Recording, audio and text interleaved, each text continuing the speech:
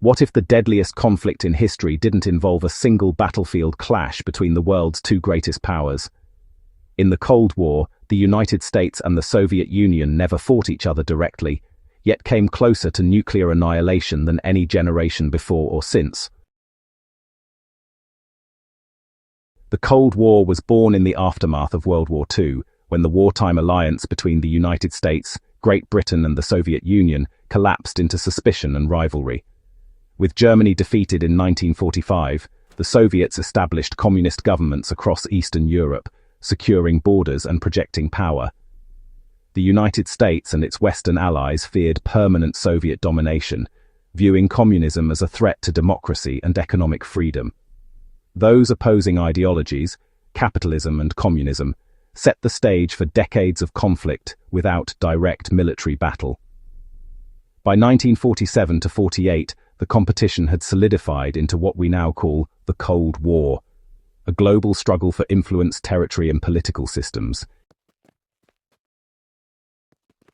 Unlike previous conflicts, the Cold War was defined not by mass armies clashing on land, but by the looming threat of nuclear war. Both the United States and the Soviet Union raced to build atomic and then thermonuclear arsenals. This arms race created a strategy known as mutually assured destruction, the grim realization that any nuclear exchange would destroy both societies. The balance of terror restrained direct warfare but raised the stakes in every confrontation, from Asia to the Caribbean, because the underlying possibility of nuclear escalation hovered over every diplomatic or military decision. One of the earliest crises took place in Berlin. After World War II, Germany was divided into occupation zones, but tensions escalated when the Western Allies introduced a new currency in West Germany. In response, the Soviets blockaded all land access to West Berlin in 1948, hoping to force the Allies out. Rather than withdraw, the United States and Britain launched the Berlin airlift, flying in food, coal and supplies for nearly a year to sustain West Berliners and break the blockade. The Soviet blockade ended in May 1949, but the standoff revealed how far each superpower was willing to go to defend its sphere of influence without crossing into open war. Berlin would later erupt into another flashpoint in 1961 when the East German government, backed by Soviet leader Nikita Khrushchev, erected the Berlin Wall, a physical and symbolic divide between East and West that stood for nearly 30 years as the clearest emblem of Cold War division.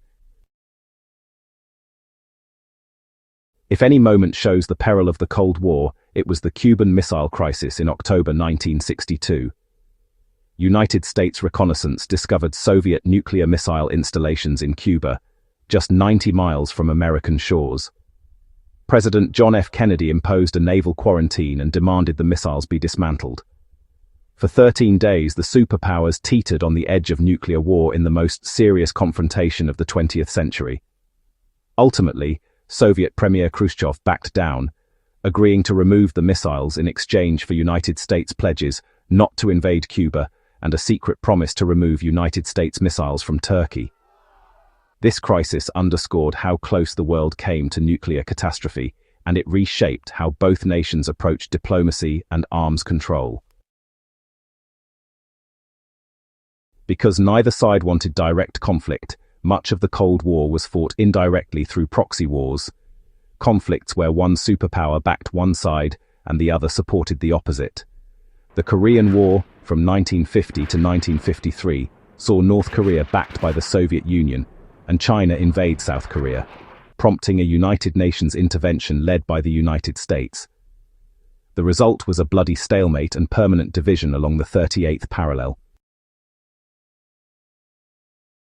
In Southeast Asia, the Vietnam War became another Cold War arena, with the United States attempting to prevent communist takeover and the Soviets and China supporting North Vietnam.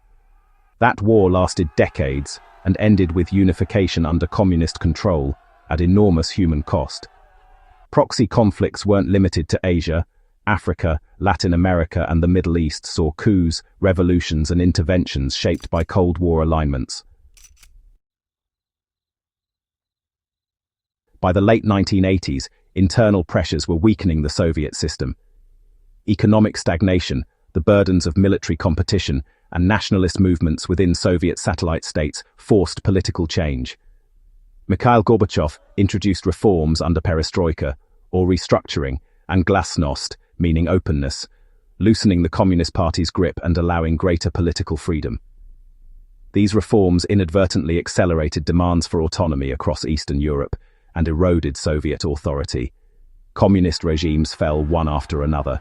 The Berlin Wall came down in 1989, and by 1991, the Soviet Union itself dissolved, marking the end of the Cold War.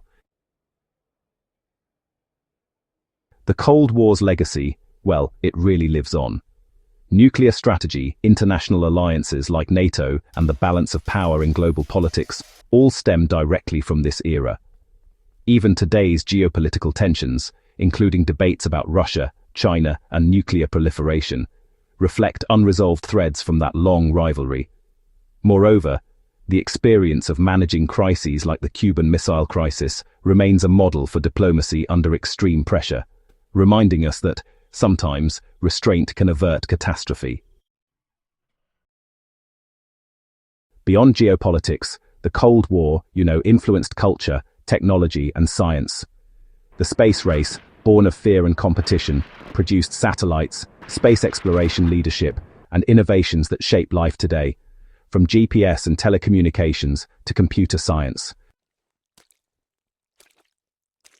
For serious history lovers, the Cold War teaches a vital lesson. Power can be contested without immediate war, but the risks are real, the consequences global, and honestly, the legacy lasting.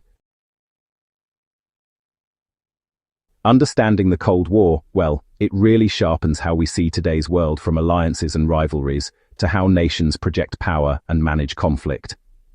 It shows how ideology, fear, ambition, and diplomacy can shape decades of human experience.